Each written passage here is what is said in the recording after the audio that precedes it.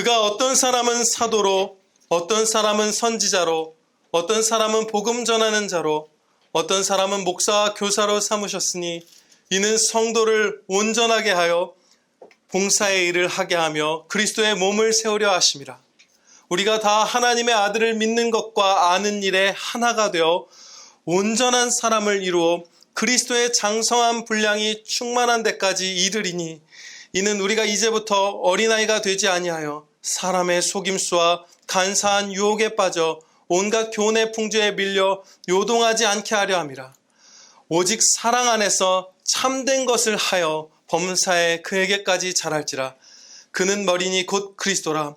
그에게서 온 몸이 각 마디를 통하여 도움을 받고 연결되고 결합되어 각 지체의 분량대로 역사하여 그 몸을 자라게 하며 사랑 안에서 스스로 세우느니라.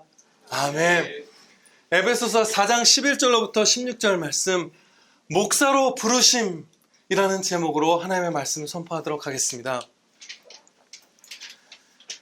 제가 지난주에 한 분 집사님과 목사로 예수님께서 누군가를 부르시는 것에 대해서 대화를 나누게 되었어요. 그리고 나서 집으로 돌아왔을 때 사실은 예전에 이미 했어야 되는 것 한 가지를 다시 일깨워 주셨습니다. 제가 예전에도 혼자 이렇게 살아가다가 하나님께서 어떤 사람을 목사로 부르시는 것, 그 부르심이 구체적으로 어떤 것인지, 어떻게 부르심을 점검해야 하는지, 또 부르심이 있는가 없는가, 부르심이라는 게 실제로 존재하는가 아닌가, 이런 것들에 대해서 구체적으로 어떻게 하나님께서 말씀하고 계신가를 이렇게 공부해야 한다는 어떤 자각을 주셨었는데 제가 그때는 덮어두고 공부를 안 했어요.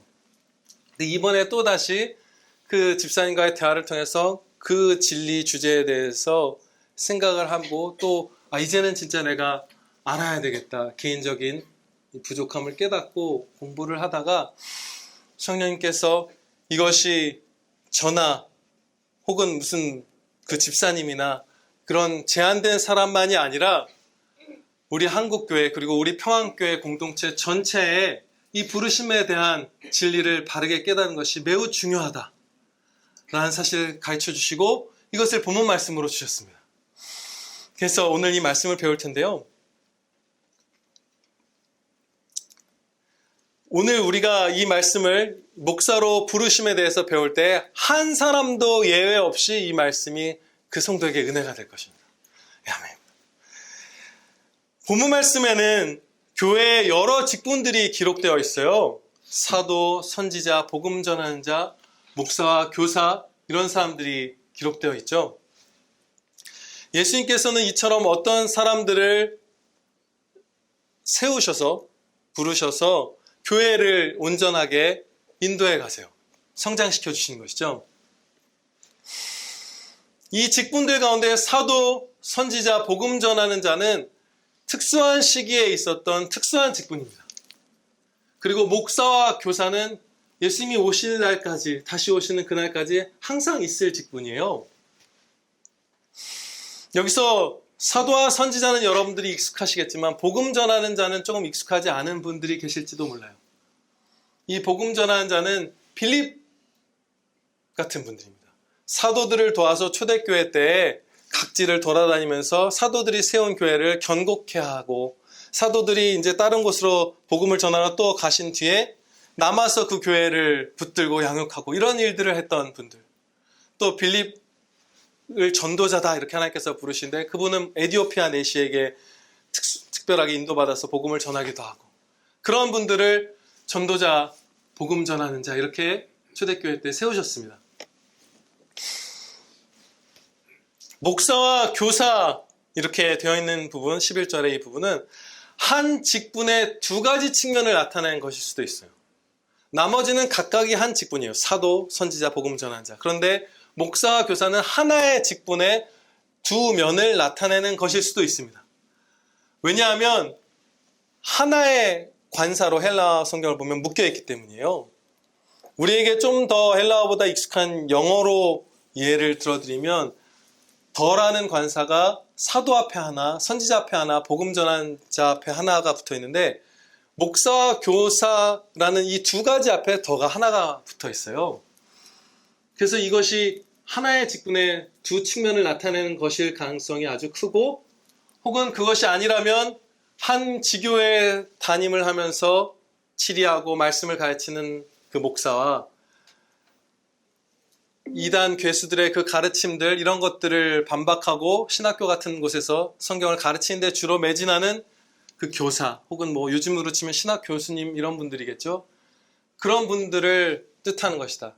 근데 이렇게 목사와 교사가 다른 것으로 나눠진다고 해도 하나의 관사로 묶일만 합니다. 왜냐하면 교수든 무슨 신학자로서 문서사역에 활동했던 무슨 아서핑크 같은 분이든 저 같은 어느 교회, 지교회 목사든 다 목사이기 때문이에요. 그래서 하나의 관사로 묶어서 목사와 교사 이렇게 말씀하고 계시고, 이 직분이 현재 교회에도 주어지고 있는 것이죠. 다른 직분들은 사라졌고요.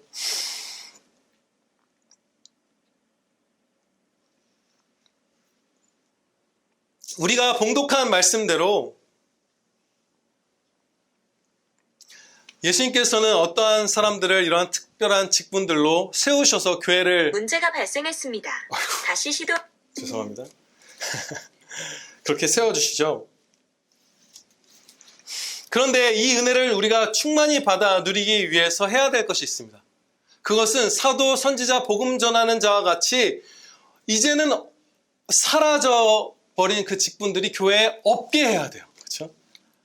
사도가 있다, 선지자가 있다, 이런 사람들 많죠. 제가 예전에 총신대학교 다닐 때 같이 공부했던 한 친구는 저한테 동굴에 거하는 어떤 선지자분이 계신데 같이 만나러 가자고 저한테 해서 제가 바로 교목실에 신고했던 적이 있는데 네, 그런 경우도 있고, 뭐 신사도 운동도 있고 많죠. 거의 사도에 준하는 자라고 스스로 칭하는 분들. 평신도 사도직 운동인가? 뭐 이런 것들 카톨릭에서 또 하는 것들도 있어요. 이상한 것들이 많아요. 그런 것들이 없어야 할 것이 없게 해야 될 것이고, 또한 있어야 할 것인 목사는 정말로 예수님께서 부르신 이들만이 목사가 되도록, 그런 목사만을 한 지교회에서 청빙하도록, 또 신학교에서 교육하도록 해야 할 것이에요. 바르게 있어야 할 자들이 바르게 있어야 되는 것이죠. 이 사실 어떤 사람을, 이제 우리의 현실은 뭔가 없어야 하는 것은 지키기 쉽죠. 사도가 이제 끝났으니까 없어야 한다. 그건 너무나 쉬워요, 사실. 진짜 타락한 성도, 거짓 교사들이 아니면 신사도 같은 거에 빠지지 않아요. 그런데 정말로 부르심을 받은 목사만을 세우는 것은 그렇게 쉬운 문제는 아닙니다. 그래서 이 부분에 집중해서 보도록 할게요. 목사의 부르심에 대해서. 이 부르심에 대해서 우리가 바르게 깨닫고 순종하느냐 아니냐에 따라서 정말로 교회 전체에 좋든 나쁘든 지대한 영향이 미칩니다. 교회가 예수님을 닮게 세워지는 것에 이 목사가 쓰임받는다고 하시잖아요. 그러면 잘못된 목사가 세워지면 그 일에 실패하게 되는 것이에요. 세상을 닮아가게 되는 것이죠. 엄청나게 중요한 일이에요. 그리고 이 부르심에 대해서 바르게 깨닫는 것은 현재 한국교회 안에 있는 크고 작은 문제들의 판단을 바르게 내리는데 지대한 영향을 끼칩니다. 예를 들어서 아주 수백 수천 가지 사안들 중에 몇 가지만 예를 들면, 가정교회라는 것이 지난 십수년 혹은 그 이상 많이 우리나라에서, 한국교회에서 사랑받아 왔죠. 소비되어 왔고, 서구에서는 좀 더 빨랐고요. 가정교회라는 것은 아주 다양한 형태가 있어요. 그런데 이렇게 한 교회가 모여서 예배드리고 신앙생활을 하는 것만이 아니라 일종의 구역 같은 건데, 거기 안에 목자 혹은 평신도 목사 혹은 작은 목사, 여러 층으로 부르더라고요. 이런 분들을 세워서 그런 분들이 말씀을 선포하게 하고, 평신도 분들이 또 어떤 교회 같은 경우는 1년에 뭐 예를 들어 3월 몇째 주 무슨 몇째 주 일요일은 이렇게 함께 모이지 않고 가정교회별로 모여서 거기에 있는 평신도 목사가 설교를 하면서 그냥 그렇게 찢어져서 예배를 드리고 이런 일들을 하더라고요. 가정교회가 전도를 일으키고 교회를 성장하고 뭐 시스템을 갖추고 새신자가 잘 흡수되게 하고 여러 가지 좋다라고 주장일 뿐이죠. 그러면서 그런 평신도 설교 사역이 활발해져 왔어요.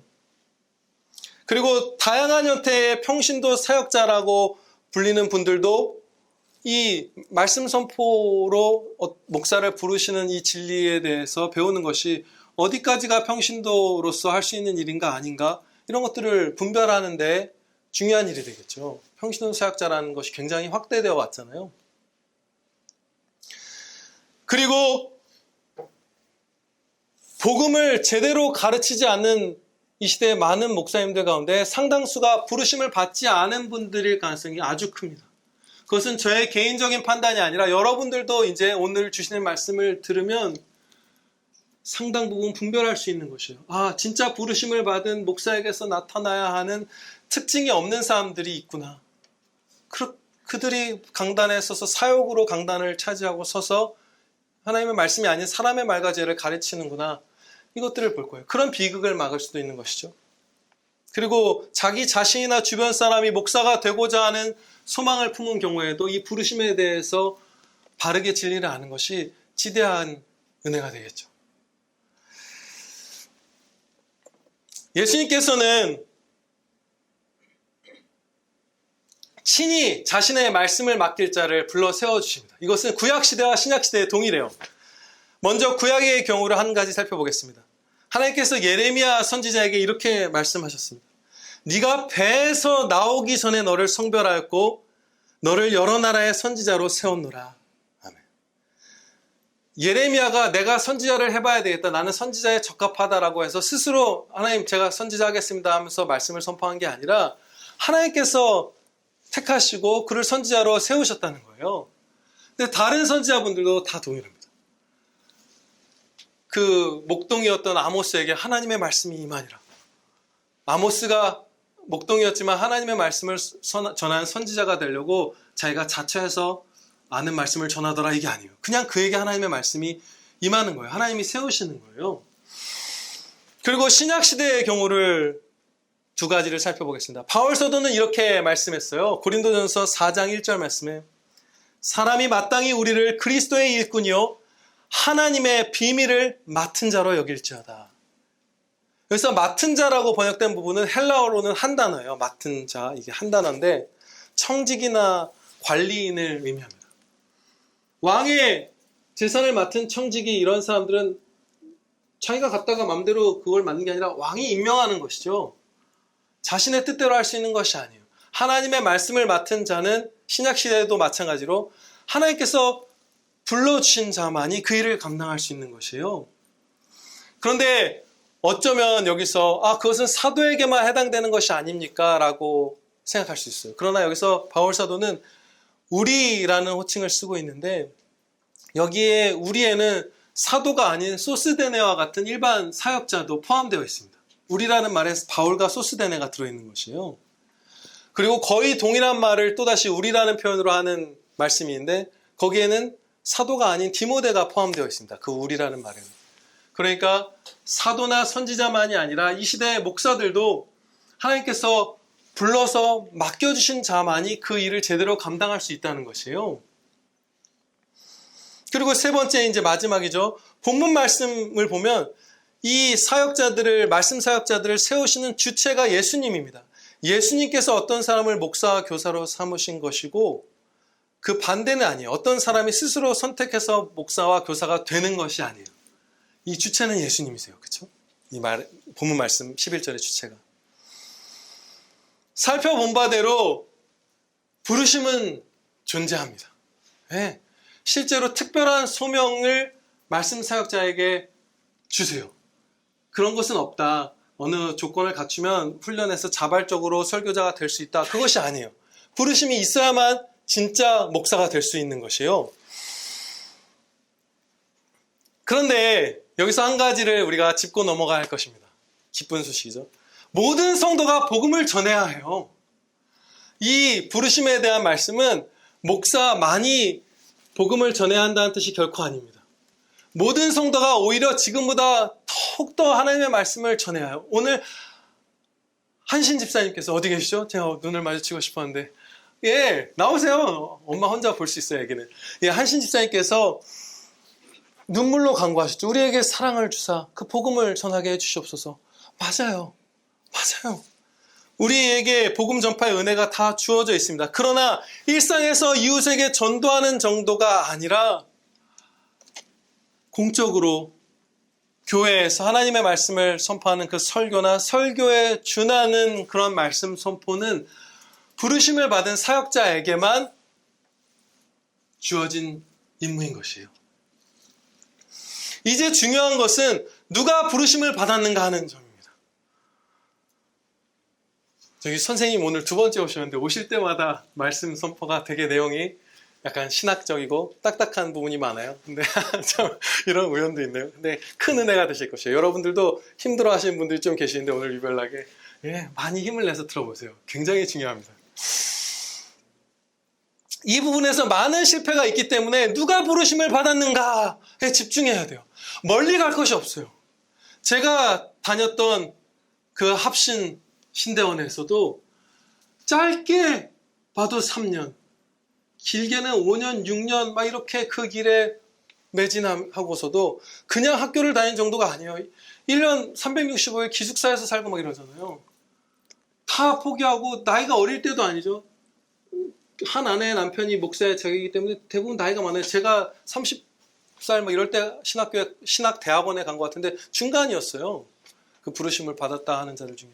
거기서 막 3년, 5년 그 20, 30대에 가장 치열한 그 시기를 보낸 다음에 자기가 부르심을 받지 않았구나라는 걸 깨닫고 세상 직업을 갖고 일반 성도로 돌아간 동료들이 많습니다. 이 분별을 하는 것이 쉽지 않은 거예요. 그리고 앞서 말씀드린 바대로 이 땅 가운데 한국교회 안에 부르심을 받은 목사가 가져야 할 특징이 없는 목사들, 자칭 목사들이 분명히 많이 있어요. 여러분들도 보실 수 있어요. 어려운 것이죠. 교회사 가운데에도 자칭 목사가, 성경 가운데에도 자칭 목사가 많았던 것을 우리가 볼 수 있어요. 부르심을 바르게 확인하는 것이, 부르심을 받았다고 여기는 자기 자신도 그것을 하는 것이 어렵고 목사를 청빙하는 교회도 어렵다는 것이에요. 그래서 이 말씀을 오늘 우리에게 주시는 것입니다. 하나님께서. 이제 구체적으로 부르심을 확인하는 방법을 살펴보겠습니다. 이 부르심을 확인하는 것은 한 조건으로 딱 맞다 하고 확인할 수 있는 것이 아니라 성경 말씀에서 가르쳐주신 여러 가지 조건들을 통해서 아울러서 판단해야 합니다. 그래야 안전해요. 5가지의 부르심의 점검 기준들을 살펴볼 텐데 처음 2가지는 비교적 점검하기 쉽고 단순한 조건이고 나머지 3가지는 훨씬 주의를 요하는 그런 것들입니다. 첫 번째 조건, 디모데전서 3장이나 디도서 1장에 기록된 목사의 조건들을 갖추고 있는가 아닌가를 살펴보는 것이에요. 그 말씀들에 기록된 조건은 목사만 갖출 수 있는 것이 아니라 경건한 성도라면 능히 다 가질 수 있고 가져야만 하는 그런 것들입니다. 예를 들어서 절제하고 신중하고 다투지 않고 돈을 사랑하지 않는 것, 이런 것들이 적혀 있어요. 그 말씀에는. 그런데 이 말씀이 목사로 부름받은 사람이 완전해야 한다는 뜻은 당연히 아니겠죠. 불가능하죠. 그러면 어떤 사람도 목사가 될 수 없죠. 한 번도 다투지 않아야 하고 한순간도 돈을 사랑하지 않아야 하는 것이 아니라 전반적으로 순종되어야 한다는 뜻이에요. 일반적인 성도들보다 더 순종된 사람, 경건한 성도인 것이 기본이란 것이고 앞서 말씀드린 바대로 이 조건은 일반 성도들도 다 가질 수 있는 것이에요. 두 번째는 말씀을 연구하고 가르치는 것에 대한 기본적인 능력이 있어야 한다는 것입니다. 언변과 글을 바르게 읽는 것과 또 바르게 판단하는 능력, 그렇죠? 가르치는 능력, 이런 것들이죠. 이런 것도 상당 부분 당연하게도 일반 성도에게 주어지는 그런 것들입니다. 이런 건전한 판단력 같은 것들. 이제 3번째부터는 오직 목사로 부르심을 받은 사람들에게만 나타나는 특징들인데요. 3번째는 강력한 갈망이에요. 나 자신과 세상 모든 것을 포기하더라도 하나님의 말씀을 선포하고 싶어하는 강력한 갈망이 부르심을 받은 자들에게 반드시 나타나야만 합니다. 예레미야 선지자는 이렇게 말씀했어요. 예레미야 20장 9절 말씀입니다. 내가 다시는 여호와를 선포하지 아니하며 그의 이름으로 말하지 아니하리라 하면 나의 마음이 불붙는 것 같아서 골수에 사무치니 답답하여 견딜 수 없나이다. 하나님의 말씀을 선포하지 않겠다고 마음을 먹었을 때 선지자로 부름받은 이 사람의 마음이 그 일을 견디지 못해서 불타고 무너져가는 거예요. 죽겠는 거예요. 그리고 선지자였던 왕이기도 했지만 다윗은 이렇게 말씀했습니다. 시편 39편 2절로부터 3절 말씀. 내가 잠잠하여 선한 말도 하지 아니하니 나의 근심이 심하도다. 내 마음이 내 속에서 뜨거워서 작은 소리로 읊조릴 때 불이 붙으니 나의 혀로 말하기를 하면서 이제 하나님의 말씀을 다시 선포합니다. 예레미야 선지자와 같이 하나님의 말씀을 선포하지 않겠다고 어떤 잘못된 결심을 했을 때 그 마음의 불같은 갈망을 일깨워 주시는 거예요. 그런데 이와 같은 강렬한 갈망이 목사로 부르심을 받은 사람들에게도 나타나는데 어쩌면 여기서 의구심을 품으실 수도 있어요. 그것은 이 다윗이라는 특정한 사람, 예레미야라는 특정한 사람에게만 나타난 일이고 모든 목사로 부르심을 받은 사람들이 과연 이렇게 강렬한 갈망을 갖는 것이 맞습니까? 이 말씀들을 예레미야서의 말씀을 보편적으로 모든 부르심의 케이스에 적용하는 것이 합당합니까? 라는 의구심을 품을 수 있어요. 그런데 합당합니다. 그것에 대해서 살펴볼게요. 성경에서 세 가지로 이 갈망이 목사로 부르심을 받은 모든 이들에게 있으리라는 근거 세 가지를 배우겠습니다. 첫 번째 근거는 예수님께서는 교회의 지도자인 목사가 그의 삶을 억지로 살도록 하지 않으십니다. 성도들에게 본이 되어야 하는 목사가 억지로 임무를 행하게 하시지 않습니다. 형제들의 기쁨을 돕는 자라고 가르쳐주신 목사가 그 자신은 억지로 비참한 종으로 살게 하시지 않습니다. 목사로 부르신 여러분들을 사랑하신 것과 마찬가지로 목사로 부르신 사람도 하나님의 사랑하는 자녀잖아요. 그 자녀가 억지로 무거운 짐을 지고 기쁨 없이 살도록 하시지 않죠. 말씀 선포를 사랑하는 마음을 주시는 거예요. 이 사람이 내가 스스로 목사가 되겠다 자발적으로 처음 선택한 것은 아니지만 하나님이 부르셨을 때 그 부르신 뜻을 기쁨으로 할 수 있는 그 사랑의 갈망을 그 심령에 부어주시는 것이에요. 예, 아멘입니다. 이것으로 우리가 이 강력한 갈망이 반드시 있을 것이라는 한 가지 근거를 살펴보았고요. 두 번째로 예수님께서는 그 부르시는 자에게 설교라는 임무의 실체를 깊게 자각하게 해주십니다. 부르심을 받은 자는 설교가 도대체 어떤 일인지 그 임무의 실체를 다른 성도들보다 깊이 알 수밖에 없어요. 그 깨달음은 강력한 갈망을 동반합니다. 왜냐하면요. 부르심이란 이제 성령님께서 어떤 형제의 영혼에 직접 영향을 주시는 것이죠. 역사하시는 거예요. 그런데 그때 그 영혼은 내가 지금 살아계신 하나님께 부르심을 받았다는 것을 자각하고 살아계신 하나님의 말씀을 선포하는 게 설교라는 것을 누구보다도 깊게 느껴요. 그냥 강의나 학교나 학원의 수업, 지식을 전달하는 것이 아니라 지금도 살아계시고 설교자 안에, 설교자 위에, 성도들 안에, 성도들 위에 이 교회, 이 예배 처소에 모든 것에 임재하시는 살아계신 하나님의 말씀을 선포하는 게 설교다 라는 것을 자각해요. 그리고 그 설교가 멸망으로 가는 이웃들을 살릴 구원의 역사라는 것도 자각합니다. 지금 내 이웃들에 대한 그 사랑의 마음, 그들의 처해 있는 현실에 대한 마음도 목사에게 더 각성시켜 주세요. 설교를 통해서 복음을 들음으로 우리를 위해서 십자가에 달려주신 예수님을 믿게 되지 않으면 자기의 죄로 말미암아 심판받아 멸망할 죄인들인 이웃들에 대한 그 복음을 전해야 한다는 이게 설교라는 설교의 실체를 깨닫는 것을 더 크게 은혜를 입는 거예요. 그래서 그 귀중하고 영광되고 거룩한 인물을 갈망할 수밖에 없는 것이에요. 세 번째 갈망의 근거, 마지막 근거입니다. 말씀 선포에 대한 사모함뿐 아니라 거룩한 두려움도 주시기 때문에 이 갈망은 더 커집니다. 이 일을 충성되게 하지 않으면 내게 화가 미치리라는 그 두려움이 말씀 사역자들에게 임해요. 예수님께서 친히 맡기신 임무이고 십자가 보혈을 전하여 주님이 사랑하시는 영혼들을 구원하는 임무인데 그걸 대충 한다고 이러면 나는 하나님께 화를 입겠구나, 징계받겠구나라는 두려운 그 거룩한 자각을 하는 것이에요. 내가 복음을 전할지라도 자랑할 것이 없으면 내가 부득불할 일임이라. 만일 복음을 전하지 아니하면 내게 화가 있을지로다. 바울 사도의 말씀이요. 지금까지 살펴본 이런 이유들로 인해서 예레미야나 다윗이 품었던 것과 같은 강력한 갈망이 목사로 부르심을 받은 자들에게 나타나는 것이 합당합니다.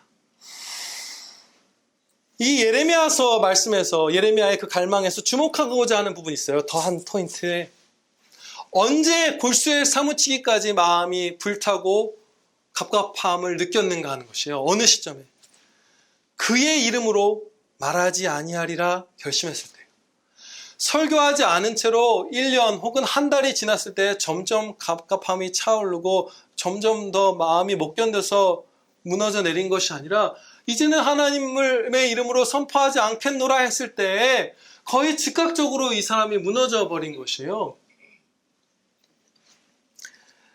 경건한 개혁주의 혹은 복음주의 신학교에서 설교자가 되려는 분들에게 교과서로 사랑받는 대표적인 책 두 권이 있습니다.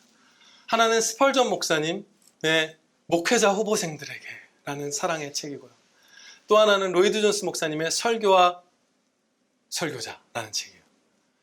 이 두 책에는 공통된 이야기가 적혀 있어요. 그것은 무엇이냐 하면 예레미야 말씀, 시편 말씀이 이지한 것이죠.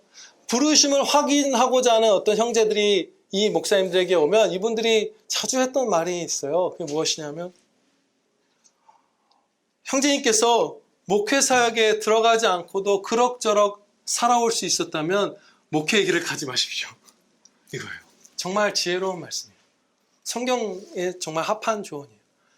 갈망이 하나님의 이름으로 말씀을 선포하고자 하지 않겠노라 결심하자마자 마음에 불붙는 것 같은 이 타는 갈망이 부르심을 받은 자에겐 있어야 되는데 목사의 길을 전진하지 않고서도 그냥 세상에서 다른 일을 하면서도 목회의 소원을 어느 정도 품었죠. 그거 해야 되나, 내가 부르심을 받았나 하면서도 다른 일을 하면서 잘 견디고 그럭저럭 살아갈 수 있었다면 그 길로 부름받은 자가 아닌 것이에요. 그렇죠? 기억하기 쉽죠? 굉장히 합당한 조언이죠.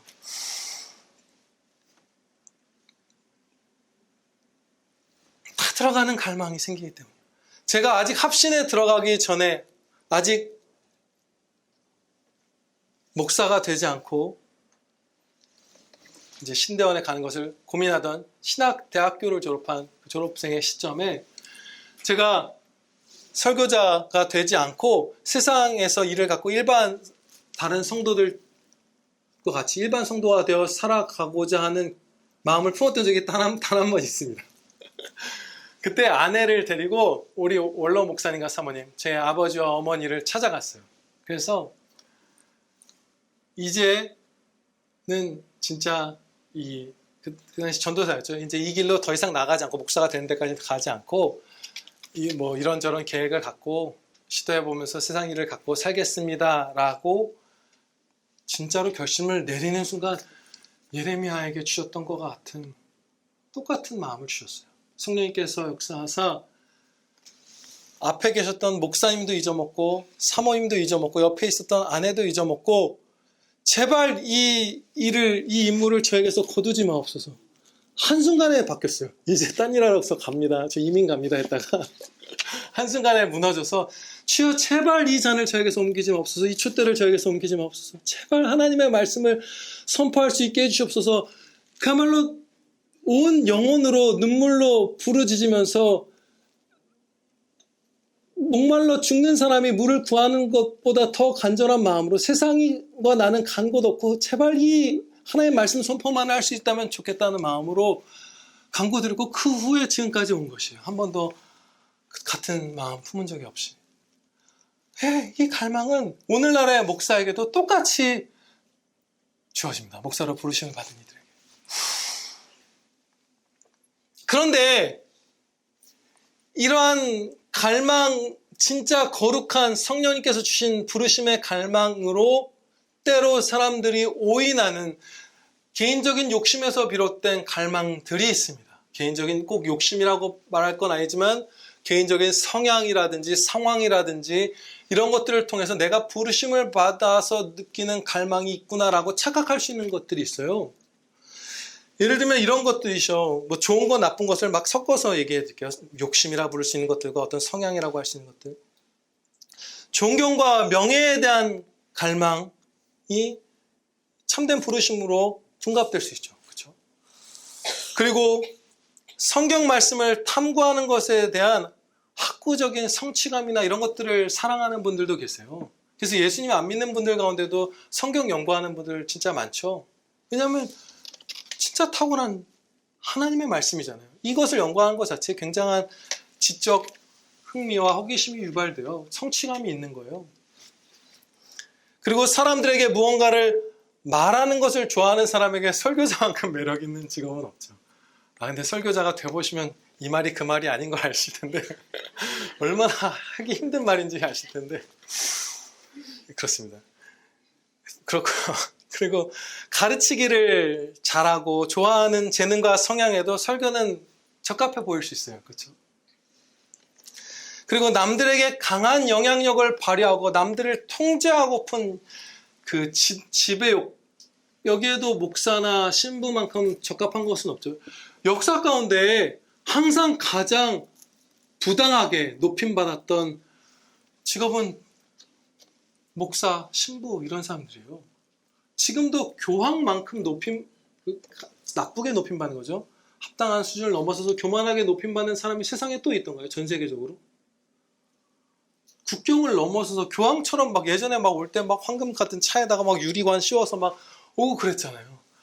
제일 강력한 거예요. 목사가, 신부도 사실은 목사죠. 원래 같은 말씀 맡은 자라고 하는 것이죠. 자칭. 그 말씀 맡은 자라고 스스로를 하면서 자기를 교묘하게 말씀을 왜곡해서 높이기 시작할 때 사람이 가장 높아질 수 있어요. CEO도 아니고 정치 지도자도 아니고 종교 지도자가, 기독교 지도자가 제일 부당하게 높아질 수 있어요. 그런 야망에서 비롯될 수도 있고, 남들보다 뛰어나다고 생각하는 어떤 능력을 발휘할 무대로 바라보는 것일 수도 있어요. 그렇죠? 무대로서 교회를 삼는 사람들 많아요. 찬양의 무대, 춤의 무대, 연설의 무대, 여러 가지로 우리가 교회를 악용하죠. 책 읽기와 연구를 좋아하는 사람들은 자신이 사랑하는 라이프 스타일의 목사가 좀 걸맞아 보여서 이것을 할 수도 있어요. 근데 이것은 개인적으로 차분하게 책 읽고 연구하는 그런 직업은 아니에요. 결코 그런 직업이 아니에요. 사단 마귀와 싸우고 세상과 싸우고 성도들의 영혼을 붙들고 신음하는 직업이지, 고요하게 사색하는 시인이나 학자 같은 직업이 결코 아니에요. 목사는 군인이에요. 그러나 어쨌든 그렇게 오해할 수 있는 것이죠. 이런 사욕들, 이런 오해들이 아니라 거룩한 갈망으로, 앞에 살펴보면 거룩한 갈망으로만 가득 차 있는 사람이 바로 부르심을 받은 자입니다. 목사로 부르심을 받은 자의 네 번째 특징을 살펴보겠습니다. 그것은 하나님의 말씀을 선포하는 임무에 대해서 자신의 부족함을 절실히 느끼는 것이에요. 나는 이 일을 할 수 있는 능력이 없구나 라는 것을 느껴야만 부르심을 받은 자입니다. 만약에 여러분들이 일반적으로 세상에서 직업을 가질 때와 동일한 양상으로 이 일은 내가 해볼 만하다 해서 도전해서 시험에 합격하고 입사가 되고 해서 그 자격증도 따고 해서 어떤 직업을 가졌다면 그 일을 하는데 나는 절대로 일을 해낼 능력이 없다, 부족한 자다라고 생각하지 않겠죠. 그렇죠? 누가 무슨 전기기사 자격증을 원하는데 그 공부해서 막 95점으로 합격하고 실습 경험도 있어야 되잖아요. 몇 년 있고 한데 갑자기 나는 이 일을 할 능력이 전혀 없어. 이렇게 생각하지 않잖아요. 여러분 가운데 목사가 아닌 분들은 아무도 그런 생각을 그렇게 뼈저리게 해보신 분은 없을 거예요. 왜냐하면 자격을 갖춰 나갔으니까. 스스로 숙고했고 고민할 시간이 있었고 준비할 기간이 있었고. 근데 목사는 자신의 뜻과 상관없이 갑자기 부르심을 받는 거예요. 그래서 다짜고짜 살아계신 하나님의 말씀을 선포하고 영원한 멸망으로 가는 이웃들을 구원하는 일에 쓰임받는 거예요. 말도 안 되게 큰 일에. 그래서 부족함을 반드시 느낍니다. 이 일은 내가 할 수 없다는 그 절감이 모든 역사상 경건한 목회자들에게 다 나타났어요. 이것이 없으면 그 사람은 부름받지 않은 거예요. 이런 데서 살펴볼 수 있죠. 고린도전서 2장 3절로부터 4절 말씀. 내가 너희 가운데 거할 때 약하고 두려워하고 심히 떨었노라. 내 말과 내 전도함이 설득력 있는 지혜의 말로 하지 아니하고 다만 성령의 나타나심과 능력으로 하여. 사람의 무력함을 절감하는 거야. 나의 부족함을. 또 고린도 후서에서도 또 세월이 흐른 뒤에 말씀합니다. 2장 16절 17절. 누가 이 일을 감당하리요? 우리는 수많은 사람들처럼 하나님의 말씀을 혼잡하게 하지 아니하고 곧 순전함으로 하나님께 받은 것 같이 하나님 앞에서와 그리스도 안에서 말하노라. 하나님의 말씀을 선포하는 것 앞에서 무력감을 느끼는 거예요. 난 안 된다. 근데 이것이 없는 사람들이 많죠. 구체적인 예를 들기 전에 자신이 제법 설교의 기회가 주어지면 잘할 수 있을 거라고 여기는 사람들은 자기가 부름받지 못했다는 증거를 보이는 것입니다. 자신의 그 잘할 수 있을 거라는 마음이 부름받지 못했다는 증거예요. 그리고 가정교회에서 좀 구체적인 걸 살펴볼게요. 일반 성도들이 일종의 설교 혹은 진짜 대놓고 설교를 하는 경우들이 많습니다. 평신도로서 여러분들과 똑같이 직장 생활을 풀타임으로 하면서 여가 시간에 말씀과 기도에 조금 힘쓰는 것으로 하나님의 말씀을, 그런 자는 원래 그렇게 무슨 직장 생활하면서 세상 기업을 갖고 목사가 될 수 없는데, 성경에서 그거는 불가능하다고 말했는데 그걸 거스르고 심지어 그 자신의 여가 시간에 말씀 선포를 준비해서 설교라는 하나님의 말씀 선포를 잘 해낼 수 있다고 판단했기 때문에 그 일을 가는 거잖아요. 이 시대의 많은 사람들이. 그 자신감을 갖고 그 평신도로서 가정교회에서 설교를 하는 그의 그 할 수 있다는 마음이 그가 부름받지 못했다는 증거가 되는 것이에요. 많은 평신도 사역자들, 예를 들면 찬양 사역자들도 중간에 선을 넘어서서 목사가 아닌 찬양 사역자, 그 시간에 그렇게 말씀 선포를 해야 되는지도 모르지만 목사를 할지라도 자기가 막 설교를 해요. 거의, 그쵸? 찬양 인도를 하다가 할 수 있다고 여긴 거예요. 난 할 수 있다. 부르심을 받지 않은 자인데, 가정교회든 평신도 사역자, 어떤 사역자든 찬양 인도자든, 그러나 할 수 있다는 그 마음이 그가 가짜 목사, 가짜 설교자라는 것을 입증하는 것이에요. 할 수 없어요. 할 수 없다고 느껴요. 그래서 제가 존경하는 삶으로 증명된 그 안사역 교수님 같은 분들, 신학교에서 강의를 할 때도 매 강의 전마다 무릎을 꿇고 주여 이 부익한 종을 불쌍히 여겨 주시옵소서 라고 기도하고 강의실로 나오잖아요. 저도 똑같이 해요. 그 무력함을 절감하는 자만이, 두려워 떠는 자만이 진짜 목사예요.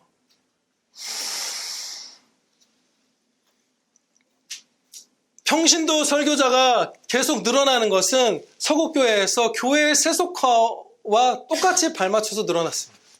교회가 참된 신학, 성경적 기독교에서 벗어나기 시작할 때 평신도 사역자가 비례해서 늘어났어요. 그것을 로이드 존스 목사님이 지적하고 있죠. 교회에서 말씀들 가운데. 그 용감함이 가짜 목사라는 거예요. 마지막으로 기쁜 특징, 우리 모두에게 참 기쁨이 되는 특징을 살펴보고 마치겠습니다.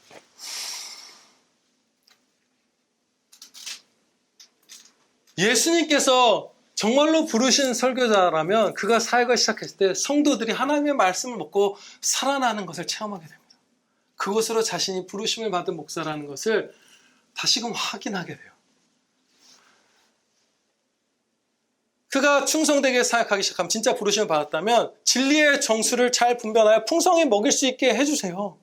아직 목사가 되기 전에 목회자 후보생 때에도 강단에 서서 설교를 하기 시작할 때 많이 완숙하지 못했을지라도 예수님께서 친히 부르신 자에게 친히 은사들을 부어주셔서 성도들이 그 말씀을 풍성하게 먹고 일어나는 그 역사를 일으켜 주시는 거예요. 저와 여러분들이 다 체험할 수 있는 것이죠. 그런데 혹시나 부르심을 받았으며 충성되기까지 한 목사를 가진 성도라 할지라도 예수님의 교회를 향한 이 사랑과 은혜를 잘 못 느끼는 경우가 있을 수 있어요. 하나님께서 자기 피로 사신 교회를 목사에게 돌보게 하셨다고 말씀하는데, 주님이 분명히 참된 목사를 통해서 교회를 돌보신다고 하셨는데, 앞에 서 있는 목사가 참된 목사인데 또 불구하고 어떤 성도들은 이 목사를 통해서 그다지 하나님의 말씀을 먹지 못하는 것 같고, 저 목사가 정말 좋은 목사인가, 믿고 이 교회에 머물러도 될 목사인가 의구심을 품는 분들이 계실 수 있어요. 고민하시는 분들이 계실 수도 있죠. 우리 성태형제님과 누님 말씀인데 그런 기간은 지나갔나요? 새로 오셨는데 박지원 목사가 부르심을 받은 목사라는 것을 확신했나요? 충성된 목사라는 것을. 이 여러분의 목사님이 부르심을 받고 충성되게 사역하는 분인지 아닌지를 분별하는 것도 여기에 이어집니다. 그것을 가르쳐 드릴게요. 어떻게 하면 의구심이 들 때에 그 목사를 분별하고 나아가서 이 교회에 좋은 목사를 머물러서 은혜를 입다 아니면 떠나서 좋은 교회를 가든 이것을 선택하는 그 분별할 수 있냐면, 여러분의 목사의 입으로 하나님께서 주시는 목사의 설교를 통해서 주어진 하나님의 말씀에 철저하게 순종해 보는 것입니다. 자신의 성향, 이제까지의 신앙 습관, 특별히 좋아하는 죄, 처한 상황, 세상에서 입을 수 있는 이 말씀에 순종했을 때 입을 수 있는 손해, 이런 것들 다 내려놓고 여러분의 목사가 선포하는 하나님의 말씀을 순종해보는 거예요. 그러면 이 목사가 자기 말을 하는지 아니면 살아계신 하나님의 말씀을 선포하는지 알게 해주십니다. 요한복음 7장 17절에서 이렇게 예수님께서 말씀하십니다. 사람이 하나님의 뜻을 행하려 하면 이 교훈이 하나님께로부터 왔는지 내가 스스로 말함인지 알리라. 어떤 하나님의 말씀을 순종하려고 하면 그 교훈의 신적 기원을 성령님께서 깨닫게 해주신다는 거예요. 이것은 저가 말하는 것이 아니다. 여러분이 진짜로 순종하려고 하면 저 목사가 너에게 말하는 것이 아니라, 저 목사가 사람의 말과 지혜를 말하는 것이 아니라, 개인의 의견을 말하는 것이 아니라 내 말을 너에게 말하노라 라는 것을 성령님께서 한 성도 한 성도에게, 순종하려는 성도에게는 깨닫게 해주시는 것이에요.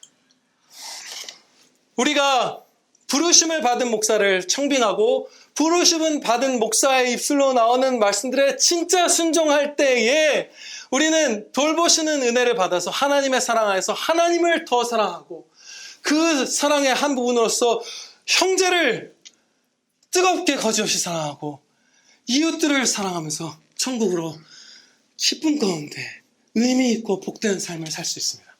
기도드리시겠습니다. 아버지 하나님, 저희가 평생에 주님께 부르심을 받은 목사를 통해서 말씀을 먹게 하여 주시옵소서. 저희 각 사람에게 이 부르심에 대한 분별력을 주시고, 또 부르심을 받은 이들만이 목사가 되고 그런 이들만이 교회로 청빙되어 충성하여 교회를 돌보기를 간절히 기도드리는 충성된 아들, 딸들 저희 다 되게 하여 주시옵소서. 이것이 교회 전체를 예수님에게까지 자라가게 하는 최상의 기쁨과 생명을 누리게 하시는 예수님께서 정하신 방법이오니 저희가 충성하여 은혜 누리게 하여 주시옵소서. 예수님의 이름으로 기도하렵나이다. 아멘.